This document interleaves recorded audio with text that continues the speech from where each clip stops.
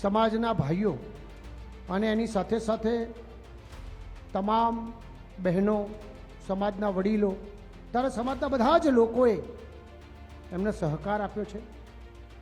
એની સાથે સરકારમાં પણ જ્યારે જ્યારે એમને માગણી કરી, પરમિશન હોય કે બીજી કોઈ હોય, એ બધામાં સરકારે હંમેશા હેલ્પ કરી છે. આજ તારીખ સુધીમાં હેલ્પ કરતા રહ્યા છે.